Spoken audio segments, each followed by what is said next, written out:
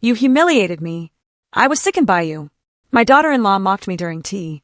At my grandson's graduation feast, I only smiled. I had been waiting.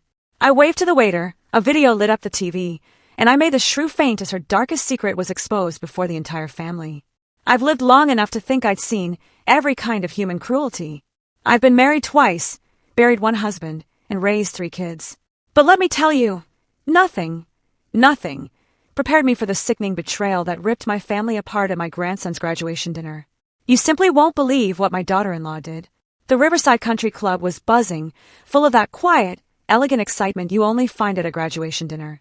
Glasses clinked, people murmured their congratulations, and everything just felt perfect. My grandson, Elliot, was sitting at the head of our table, practically glowing. He traded his cap and gown for a sharp navy suit, looking like he'd just conquered the world. And honestly, he had. Harvard Law School, full scholarship. The pride swelling in my chest felt almost too big for my ribs to contain. Grandma Thelma, did you see Professor Morrison's face when I gave my speech?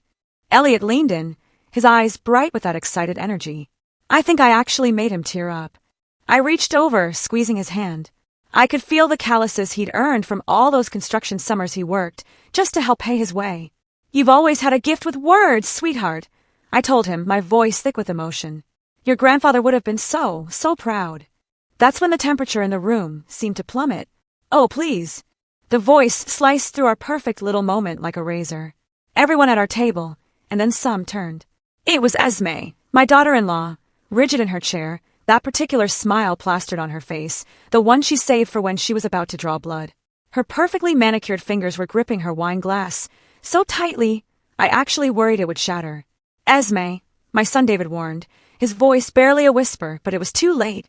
She was already past the point of no return.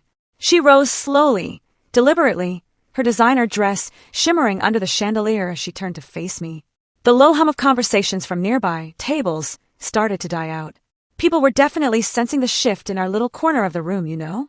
You want to know what I really think about this whole charade? Her voice, sharp as glass, carried just enough to hit the adjacent tables. I saw familiar faces from our social circle turn, their curiosity barely hidden. This woman, she spat, pointing directly at me, has been playing the devoted grandmother act for years, but the truth? She's nothing but an embarrassment. My stomach plummeted, but I locked down my expression. Years of dealing with Esme had taught me not to give her the satisfaction of seeing me flinch. Mom, stop! David's voice was full of that desperate plea I'd heard too many times before.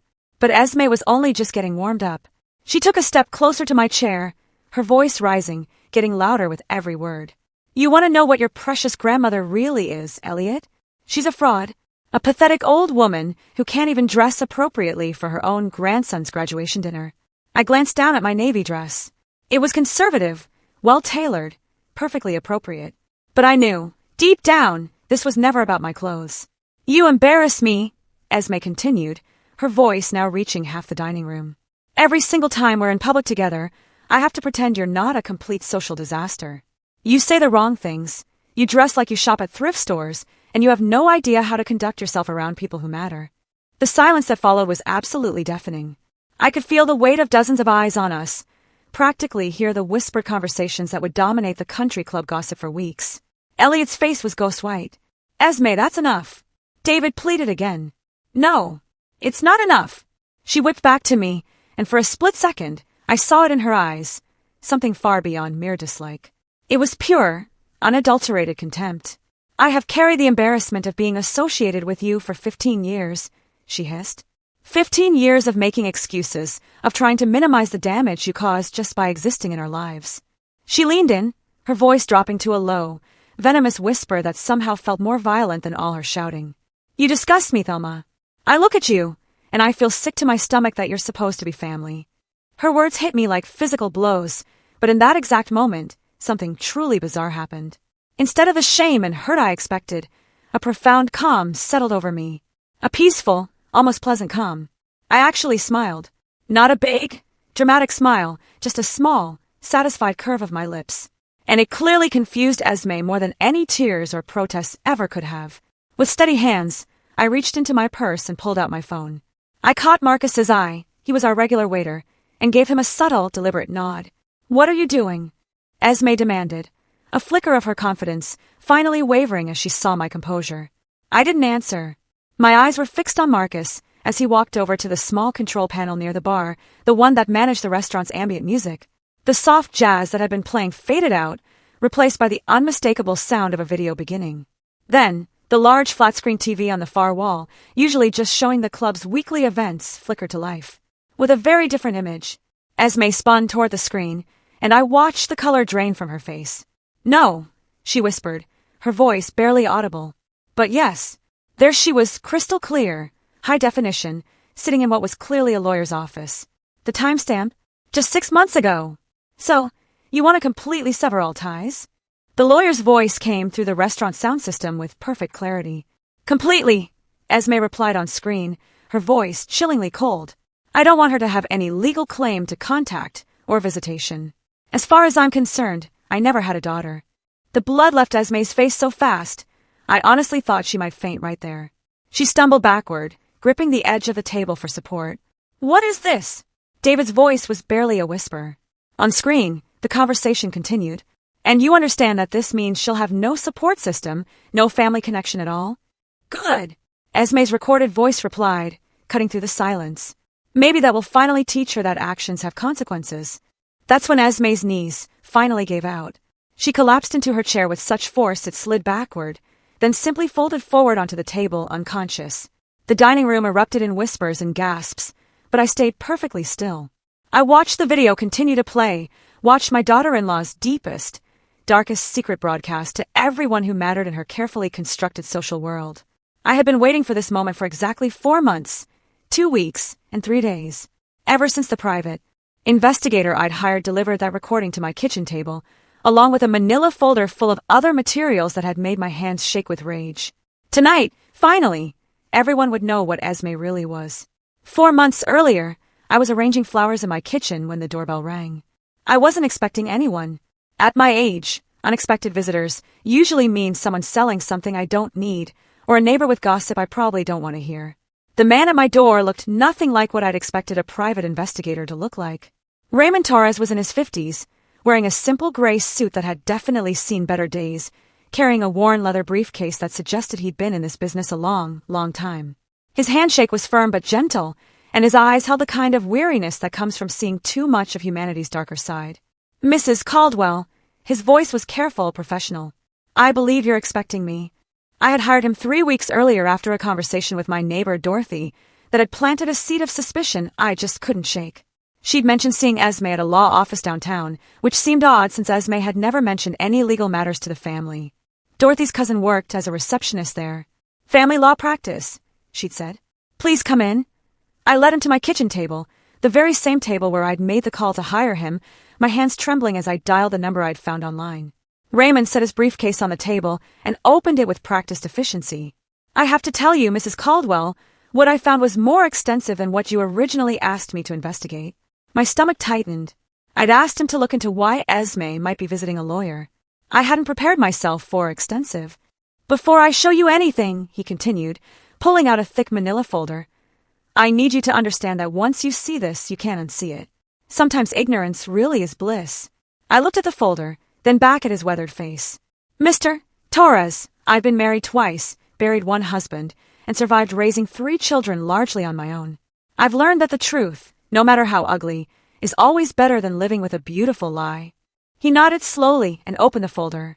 The first document was a legal petition dated 18 months earlier. As I read the header, my vision actually blurred for a moment. "Petition for termination of parental rights, voluntary surrender." "She has another daughter," Raymond said quietly. "Madison Phillips. She's 23 now." My hand started shaking before I'd even finished reading the first paragraph. Esme had voluntarily terminated her parental rights to a daughter from a previous relationship, not because she was young and unprepared, not because of financial hardship. The petition clearly stated she was terminating her rights because she was moving forward with a new family unit and wished to avoid complications. "There's more," Raymond said, and I wasn't sure I could handle more. The next document was a report from a social worker. Madison had been 15 when Esme abandoned her, left in the care of an elderly grandmother who died just 2 years later. The girl had aged out of the foster system with no family support, no college fund, no safety net of any kind. "Where is she now?" My voice came out as barely a whisper. Working 2 jobs in downtown Portland, trying to finish community college. She's been completely on her own since she was 17. I stared at the photo Raymond handed me. Madison had Elliot's eyes, the same warm brown that came from my son David's side of the family. She had Esme's delicate bone structure. But there was something in her expression that was entirely her own, an awareness, a strength that spoke of someone who'd learned too young that the world could be a cold and unforgiving place. She doesn't know about your family, Raymond continued. As far as Madison is concerned, her mother disappeared from her life and never looked back. She has no idea that Esme remarried and had a life that Madison never got to have. The room felt like it was spinning. I gripped the edge of the table, trying to process what I was learning. How did you find all this? Public records, mostly. Court documents are accessible if you know where to look. I also spoke to some people who knew them before Esme left Portland. He paused, seeming to weigh his words. Mrs. Caldwell, there's something else you need to know about why she left. I wasn't sure I could take another revelation, but I nodded for him to continue. Madison was getting too old, too independent, starting to ask questions about her father, wanting to know more about her mother's past. According to her former neighbors, Esme seemed to view Madison as a liability rather than a daughter, someone who might interfere with her plans to start fresh. The words hit me like physical blows. I thought about Elliot, about how much love and pride Esme showed him in public. Had that all been performance? Was she capable of loving any child? Or was Elliot just young enough to still be useful to her image? There's video, Raymond said quietly. Video. I was able to obtain footage from the law office security cameras. Your daughter-in-law was very explicit about her intentions and her feelings toward Madison during her meeting with the attorney. That's when he handed me the USB drive that would change everything. I watched it that night, alone in my living room with the curtains drawn and the door locked. Watching Esme sit in that lawyer's office and speak about her own daughter with such cold detachment made me physically ill. She talked about Madison like she was disposing of an unwanted piece of furniture. But it was more than just the abandonment that horrified me. It was the calculation behind it. Esme had researched the legal process thoroughly. She'd made sure there would be no way for Madison to contact her in the future. No way for her past to interfere with her new life with David and Elliot. She had erased her own daughter with the same casual efficiency that someone might delete old files from a computer. That night, I couldn't sleep. I kept thinking about Madison, working 2 jobs, putting herself through school with no family support. I thought about Elliot, the grandson Esme doted on so publicly, and wondered what would happen if he ever became inconvenient to her image. But mostly, I thought about my son, David, who had no idea he'd married a woman capable of abandoning her own child. I knew I had to do something. But what? How do you tell your son that his wife is not who she pretends to be? How do you explain that the woman he loves discarded her own daughter like trash? More importantly, how do you make sure it never happens again? That's when I started planning. I hired Raymond to find Madison, to learn everything he could about her current situation. I discovered she was struggling but determined, working as a night shift security guard and a weekend barista to pay for her classes. She lived in a studio apartment that cost most of her income, but she was making it work through sheer force of will. I also had Raymond continue monitoring Esme's activities. I wanted to know if there were other secrets, other victims of her particular brand of cold calculation. What he found was a pattern that made my blood run cold. Esme had done this before, not abandoned children.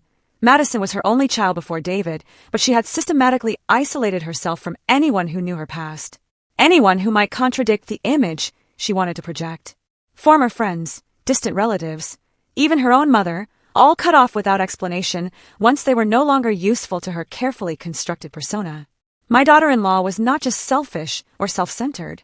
She was a predator who specialized in emotional manipulation, and my family was her current hunting ground. I spent weeks agonizing over what to do with this information. Should I tell David immediately? Should I contact Madison? Should I confront Esme directly? But then I remembered something my first husband used to say: the best way to catch a liar is to let them keep talking. So I waited.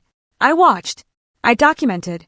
And I started planning for the day when Esme would finally reveal her true nature to everyone who mattered. I didn't have to wait long. The video continued playing as Esme lay unconscious, her head resting on the white tablecloth like she'd simply decided to take a nap in the middle of her own destruction. The restaurant staff had moved quickly to clear the nearby tables, but not quickly enough to prevent half the country club from witnessing my daughter-in-law's most carefully guarded secret. On screen, Esme's voice continued with that same cold detachment I'd heard when Raymond first played this recording for me. I don't want her to be able to find me ever. As far as the world is concerned, Madison Phillips is not my daughter. David sat frozen in his chair, staring at the screen like he was watching a foreign film without subtitles. His face had gone through several color changes in the past few minutes, from confusion to shock to something approaching horror. Dad! Elliot's voice was small and certain. Who is Madison Phillips? Before David could answer, Esme's eyes fluttered open. She lifted her head slowly, mascara smudged beneath her eyes, looking around the dining room like she couldn't quite remember where she was. Then her gaze landed on the television screen, and reality crashed back into her face like a physical blow. "Turn it off!" she whispered, then louder, more frantic. "Turn it off!" She struggled to her feet, swaying slightly, and lunged toward the television controls. But Marcus, our waiter, stepped smoothly between her and the screen. He looked to me, and I gave him the slightest shake of my head. "No, please." Esme turned to face our table, her perfectly styled hair now disheveled, her designer dress wrinkled from her collapse.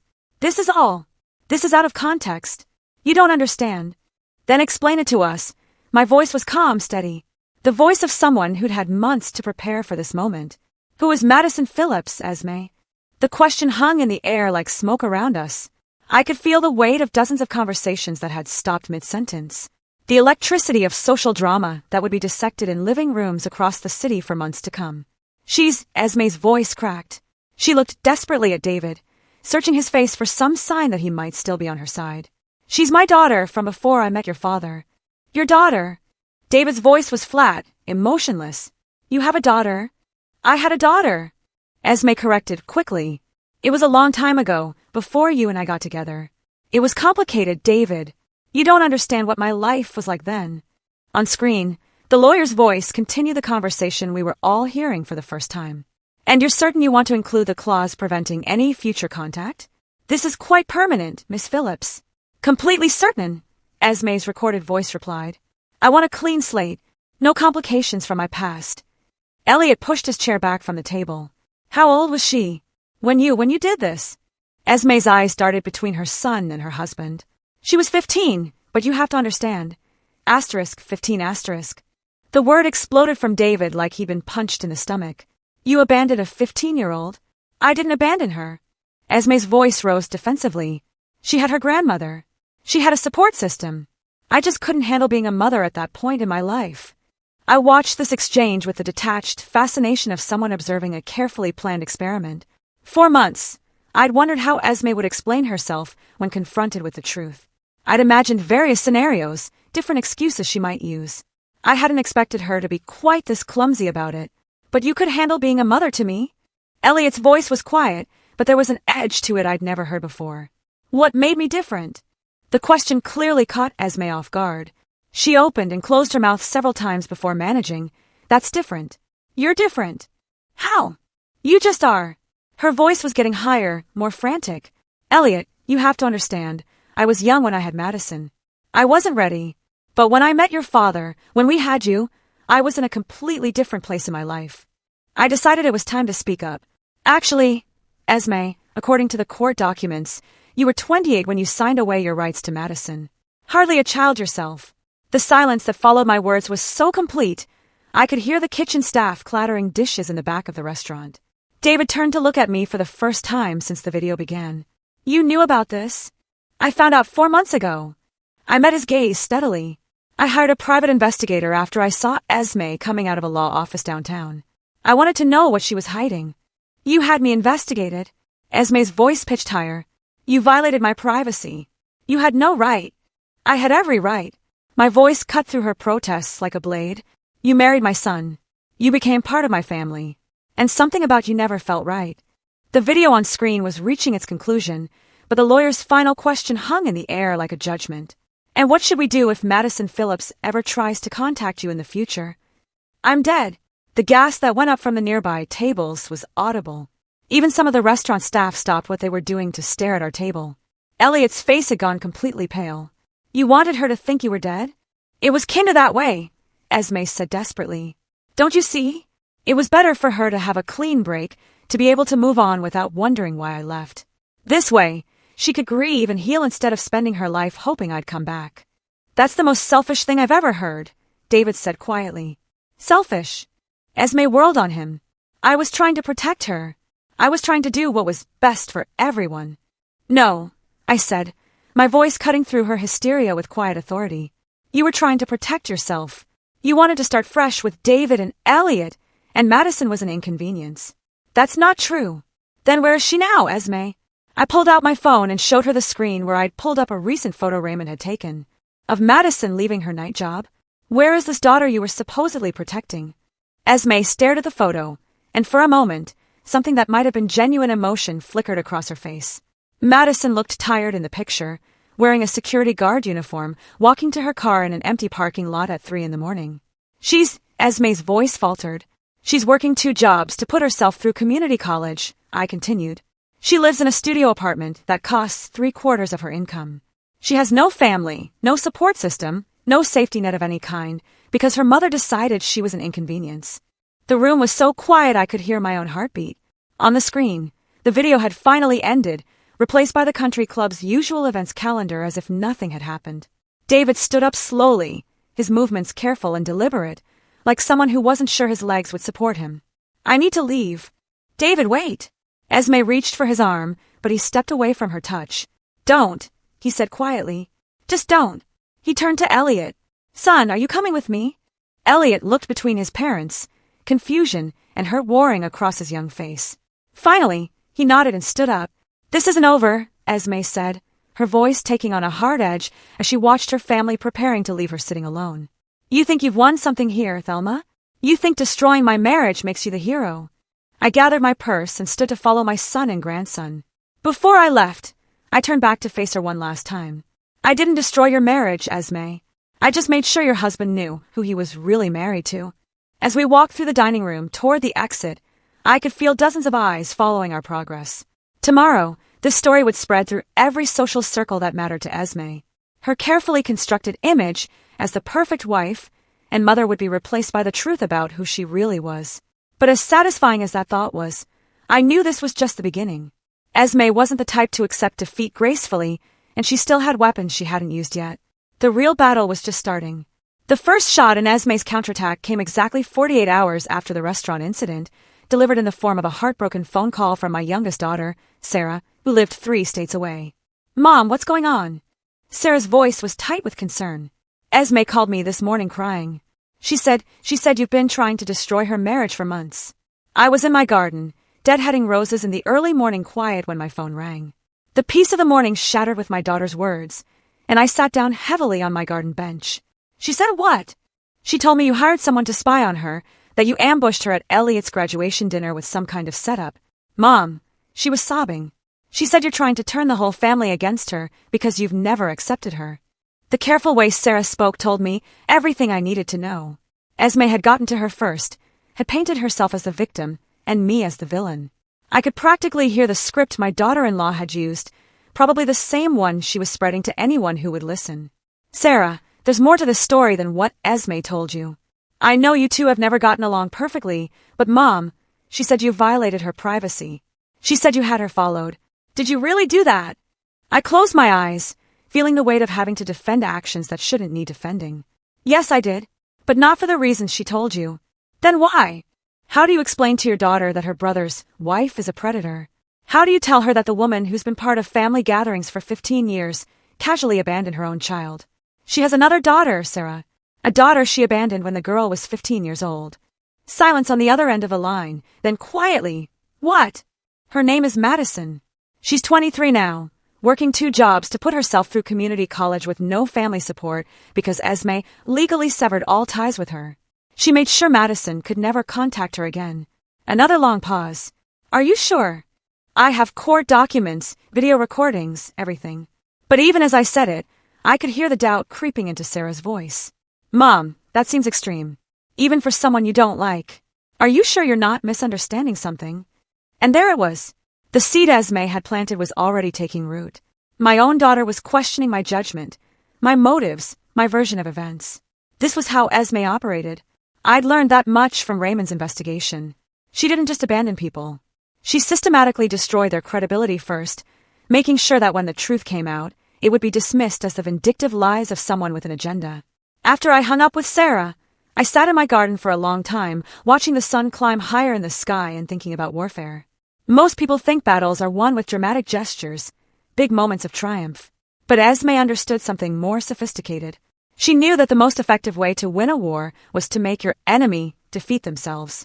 By the time my neighbor Dorothy came by for our usual afternoon tea, I'd received similar calls from 2 cousins, David's sister Michelle, and even Elliot's girlfriend Jennifer. All of them had heard some version of the same story. Poor Esme, victimized by a bitter mother-in-law who couldn't accept that her son had found happiness. I don't want to take sides, Dorothy said carefully as she settled into my kitchen chair with her cup of Earl Grey. But people are talking, Thelma, and some of what they're saying, well, it doesn't make you look very good. What exactly are they saying? Dorothy shifted uncomfortably. That you've been jealous of Esme from the beginning, that you resented how happy she made David, how perfect their family seemed. They're saying you hired that investigator to dig up dirt on her. And when you couldn't find anything really damaging, you took things out of context to make her look bad. Out of context? I couldn't keep the edge out of my voice. Dorothy! She abandoned her 15-year-old daughter. She legally erased her own child. How is that out of context? Well, Dorothy said slowly, according to what I heard, the girl was troubled, acting out, getting into drugs, maybe. And Esme was young and scared, and thought the girl would be better off with other family members who could handle her better. I stared at my oldest friend, watching her repeat Esme's lies with the conviction of someone who wanted to believe them. Where did you hear that version? Esme called me yesterday. She was so upset, Thelma. She said she'd been planning to tell David about Madison when the time was right, but you forced her hand by making it public. She said the whole situation was more complicated than it looked. Of course, Esme had called Dorothy. She was working her way through my entire support system, rewriting history, conversation by conversation. Did she mention that Madison has been completely on her own since she was 17? That she, aged out of foster care with no family support? Dorothy frowned. She said the girl chose to cut contact with the family, that Madison was angry about the custody arrangement, and refused to maintain relationships. Lies wrapped in just enough plausible detail to sound credible. Esme had clearly spent the last 2 days crafting a narrative that transformed her from predator to victim, from abandoner to abandoned. The really masterful part was how she positioned my investigation as the real betrayal. By focusing on my violation of privacy, rather than what that investigation had uncovered, she'd made me the villain in my own story. That evening, David called. Mom, we need to talk. His voice was careful, controlled in a way that made my stomach clench. This wasn't the voice of a son calling his mother. This was the voice of someone who'd been convinced he needed to manage a difficult situation. Of course, sweetheart. Do you want to come over for dinner? Actually, I think it would be better if we met somewhere neutral. How about that coffee shop on Elm Street tomorrow at 2? Neutral. As if I were some kind of threat that needed to be contained in a public space. The next afternoon, I arrived at the coffee shop 15 minutes early and chose a table in the back corner where we could talk privately. David walked in exactly at 2, and the way he moved, purposeful, resigned, told me this wasn't going to be the conversation I'd hoped for. He sat down across from me without ordering anything. His hands folded on the table like he was preparing to deliver bad news. Mom, I've been doing a lot of thinking since graduation night. I imagine you have. The thing is, what you did, having Esme investigated, ambushing her in public like that, it wasn't right. No matter what you found out, that wasn't the way to handle it. I felt something cold settle in my chest. And what would have been the right way, David? You should have come to me privately. We could have talked about it as a family, worked through whatever issues you had with my wife. Issues I had? I repeated carefully. David, this isn't about me not liking Esme. This is about her abandoning her own child. According to Esme, the situation with Madison was more complicated than what you saw in that video. She said she was trying to do what was best for a troubled teenager, and that you deliberately took her words out of context to make her look as bad as possible. There it was, the rewritten history delivered by my own son with the honest conviction of someone who desperately wanted to believe it. Did she also tell you that Madison has been working 2 jobs to survive? That she has no family support system at all? David's jaw tightened. She told me that Madison chose to cut off contact with the family, that she was angry about the custody situation and refused to accept help. And you believe that? I believe my wife, he said firmly. And frankly, Mom, the fact that you went to such lengths to dig up her past makes me question your motives. I stared at my son, seeing Esme's handiwork written across his face like graffiti. She'd taken his natural loyalty and twisted it into a weapon against me. My motives. I kept my voice level, but inside I was screaming. David, I was trying to protect this family. From what? From a woman who made some difficult decisions as a young mother? From someone who was trying to start fresh and build a better life? From someone who is capable of abandoning her own child when that child becomes inconvenient? You don't know that's what happened. I know exactly what happened. I have the documentation. Documentation that you obtained by violating her privacy and trust. David leaned forward, his voice taking on an edge I'd rarely heard directed at me. Mom, I need you to understand something. Esme is my wife. She's the mother of my son, and what you did to her was cruel and vindictive. The words hit me like physical blows. My own son, the child I'd raised and sacrificed for, was defending the woman who'd erased her own daughter from existence. So what happens now? I asked quietly. Now we all try to move forward. Esme has agreed to consider family counseling to work through the issues that led to this situation, but she needs to know that she's safe from future attacks. Attacks? I almost laughed at the absurdity of it. Esme, afraid of me. The woman who'd systematically destroyed a teenage girl's life was afraid of a 67-year-old grandmother who'd simply exposed the truth. She's afraid of you, Mom. She's afraid of what else you might try to do to hurt her. And what about Madison? I asked. David's expression softened slightly. If what you say about her situation is true, then maybe we can find a way to help her. But that's something Esme and I need to decide together as a family. As a family. The phrase stung because it made clear exactly where I stood in this new dynamic. I was no longer part of the inner circle. I was now an outsider whose opinion might be consulted, but whose judgment was no longer trusted. As David left that coffee shop, I realized that Esme had won the first round of this war more decisively than I'd imagined possible. She hadn't just survived my revelation. She'd used it to isolate me from my own family. But what she didn't understand was that I'd been fighting battles longer than she'd been alive, and I wasn't nearly finished yet. 2 weeks after my devastating coffee shop conversation with David, I was in my kitchen making dinner for one when the doorbell rang. It was nearly 7 in the evening, and I wasn't expecting anyone. Since the graduation dinner incident, my social calendar had become notably lighter as people in my circle tried to navigate the awkward waters of choosing sides in a family drama they didn't fully understand. When I opened the door, I found myself face to face with a young woman who took my breath away. She had David's eyes and Esme's delicate bone structure, but there was something in her expression that was entirely her own, a quiet strength mixed with nervous determination. Mrs. Caldwell, my name is Madison Phillips. I think we need to talk. My legs nearly gave out. After months of investigating her life from a distance, seeing her standing on my doorstep felt surreal, like a character from a book had stepped into reality. Madison, I gripped the doorframe to steady myself. How did you find me? It wasn't easy. She shifted a worn backpack on her shoulder. But when someone hires a private investigator to look into your life, word eventually gets back to you, especially in a city as small as Portland. Of course, Raymond had been discreet, but not invisible. In my focus on gathering information about Madison, I hadn't considered that she might become aware of the investigation. I know this is strange, she continued, but I drove down from Portland because I had to understand why someone was asking questions about me. And what I learned, she paused, her voice catching slightly. What I learned changed everything I thought I knew about my life. I stepped aside to let her in, my mind racing. Please come in. Can I get you something to eat? You must be tired from the drive. Coffee would be great if you have it. As I busied myself with making coffee, Madison stood in my kitchen, looking around with curious eyes. She was smaller than I'd expected from Raymond's photos, probably barely 5'3", but there was a presence about her that filled the room. So, you're Esme's mother-in-law, she said finally. I am. And you're her daughter. The word came out bitter. Though I spent the last 8 years believing she was dead, I nearly dropped the coffee pot. What? Madison sat down at my kitchen table, the same table where Raymond had first shown me the documents that exposed Esme's lies. When I aged out of foster care, I tried to find her. I hired a cheap investigator with money I'd saved from my first job. He came back and told me my mother had died in a car accident 2 years earlier. The coffee maker gurgled in the silence that followed her words. I felt like I was drowning in the enormity of what she was telling me. He showed me a death certificate and everything, Madison continued. Said he'd tracked down her last known address and found records of her death. I grieved for her, Mrs. Caldwell. I spent 3 years going to therapy to work through my feelings about losing a mother I'd barely known. But she wasn't dead. No, she was here, playing happy family with your son and grandson, while I was working night shifts to pay for community college classes. Madison's voice was steady, but I could see her hands trembling slightly around her coffee cup. Do you know what it's like to be paid someone to make you believe she was dead? The room spun slightly as the full scope of Esme's cruelty hit me. It wasn't enough for her to abandon Madison.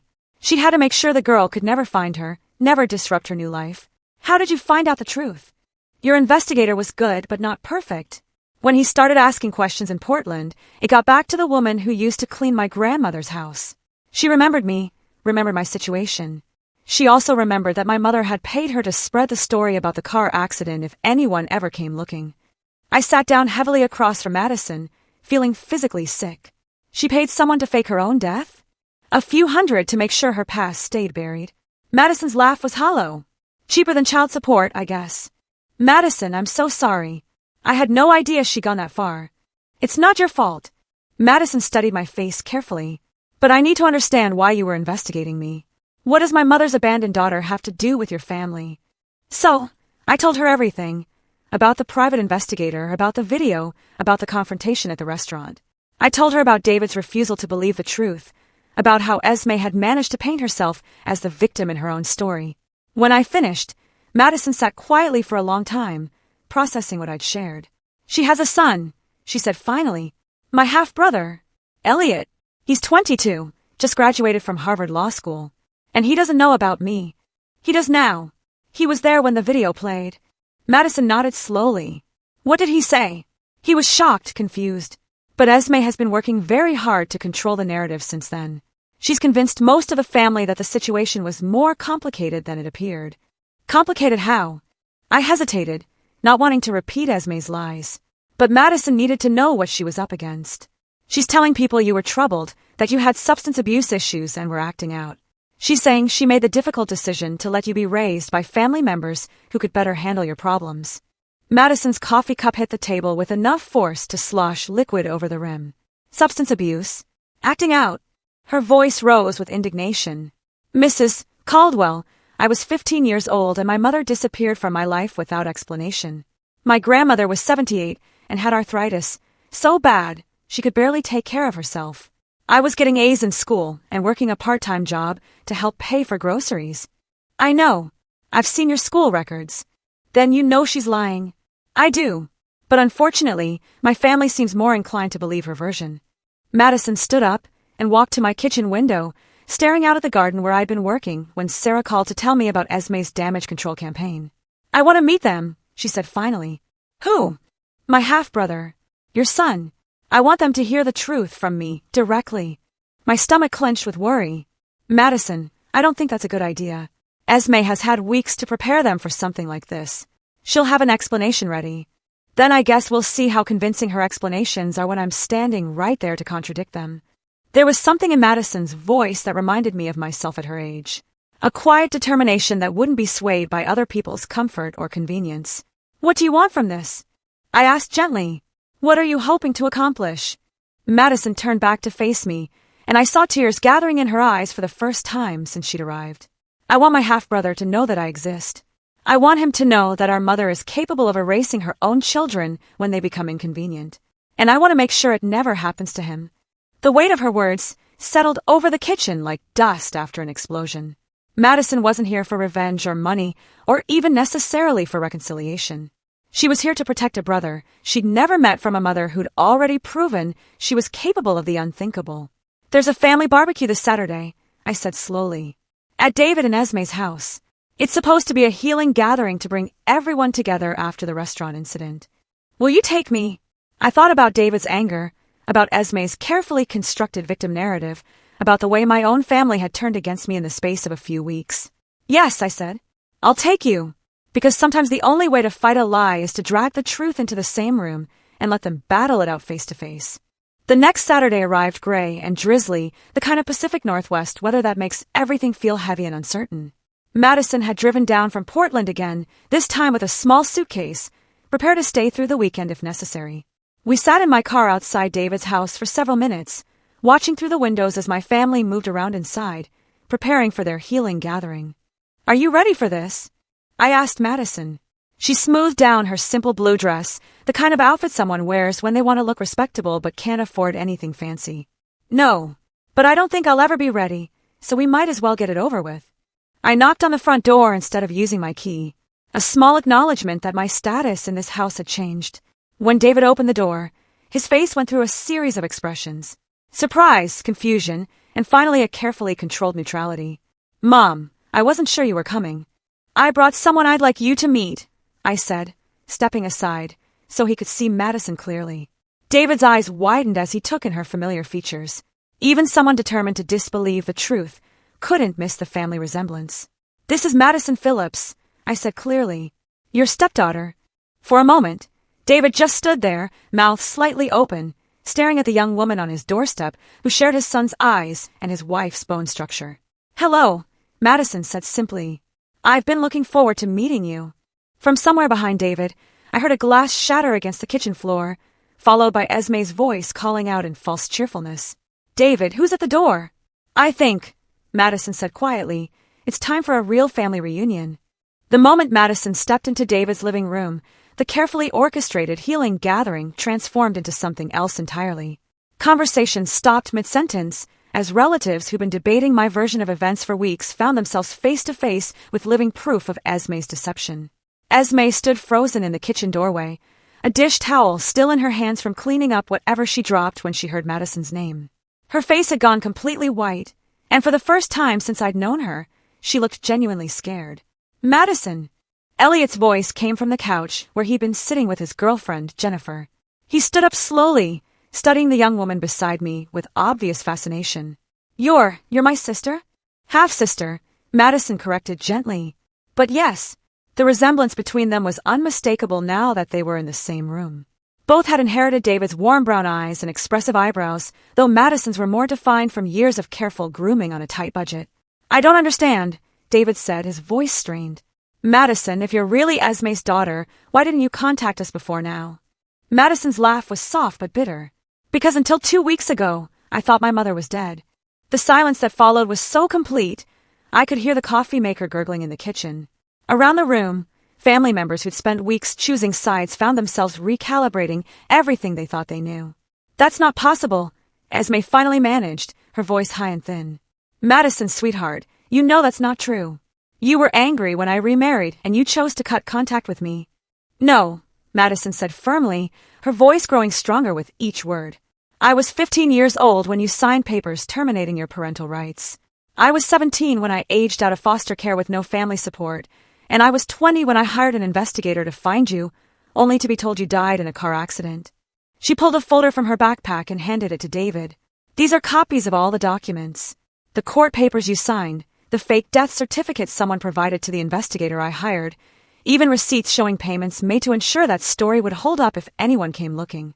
David's hand shook as he opened the folder. I watched his face change as he read through the evidence of his wife's systematic deception. You paid someone to fake your own death? His voice was barely above a whisper. David, you have to understand, Esme said desperately, moving toward him with her hands outstretched. The situation was complicated. Madison was going through a difficult phase, and I thought I was getting straight A's. Madison interrupted, her voice cutting through Esme's fabrication like a knife. I was working a part-time job to help my elderly grandmother pay for groceries. The only thing I was going through was trying to understand why my mother disappeared from my life without explanation. She turned to address the room, her voice growing more confident as she spoke. I want everyone here to understand something. I didn't come here for money or revenge or to break up anyone's family. I came here because I discovered that my mother, who I grieved for 3 years believing she was dead, has been living a completely different life while I struggled to survive on my own. Elliot stepped closer to her, his young face serious with the weight of understanding. What has your life been like since she left? Madison met his eyes steadily. I've worked 2 jobs for the past 5 years to put myself through community college. I live in a studio apartment that costs most of my income. I've had no family support, no safety net, no one to call when things got difficult. She paused, her voice softening. But I've also learned that I'm stronger than I ever thought possible. Oh, sweetheart. My sister-in-law Michelle spoke up from across the room, her voice full of genuine sympathy. We had no idea. Because you were never meant to know, Madison replied. My mother made sure of that. Esme was backing toward the kitchen, her carefully constructed world crumbling around her. You don't understand, she kept repeating. None of you understand how complicated the situation was. Then explain it to us, David said, his voice hard. Explain how abandoning a 15-year-old and then faking your own death was the right thing to do. She wasn't my responsibility anymore. Esme's facade finally cracked completely, revealing the cold calculation underneath. I had a new life, a new family.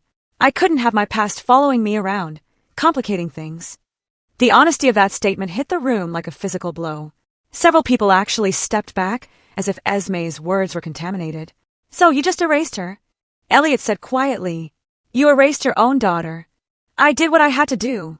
Esme's voice was rising to a near shriek. You think it was easy. You think I wanted to give up my child. But I had to choose between my past and my future. And I chose my future. You chose yourself, Madison said with devastating simplicity. You chose your own comfort over your child's well-being. David set the folder down on the coffee table and looked at his wife with an expression I'd never seen before. Not anger, not disappointment, but complete recognition of who she really was. Get out, he said quietly. David, please. Get out of my house. Get out of my life. Get away from my family. Your family. Esme's voice turned vicious. Half of everything in this house is mine. Half of your assets. Half of your retirement. You can't just throw me out.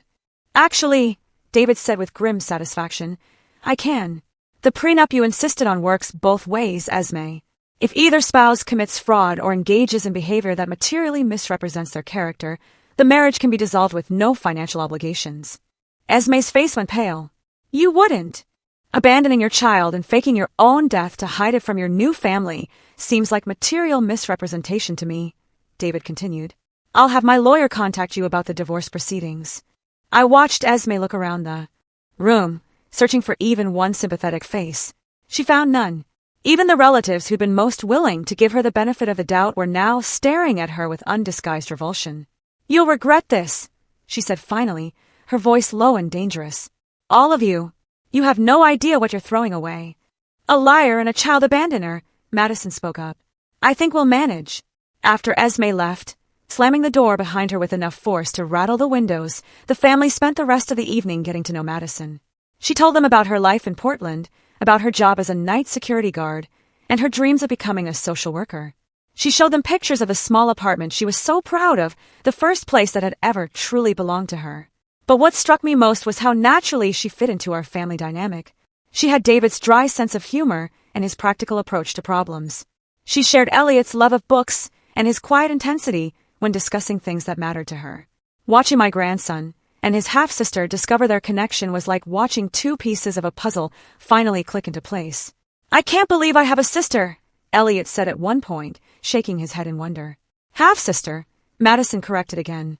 But she was smiling. Sister, he insisted. The half part is just biology. Sisters are about choice. 6 months later, I stood in my kitchen making Sunday dinner for a larger crowd than I'd cooked for in years. Madison had transferred to a school closer to us, and David was helping her with tuition. Elliot had even convinced her to move into the guest room at his apartment, claiming he needed a study partner for the bar exam. The divorce had been finalized with surprising speed once David's lawyer presented evidence of Esme's deception. She disappeared from our lives as thoroughly as she'd once disappeared from Madison's, leaving behind only the memories of the damage she tried to inflict. But perhaps the most satisfying change was in my relationship with my family. The crisis had stripped away all the polite pretenses and careful social maneuvering that had characterized our interactions for years. We were closer now, more honest with each other, more willing to have difficult conversations.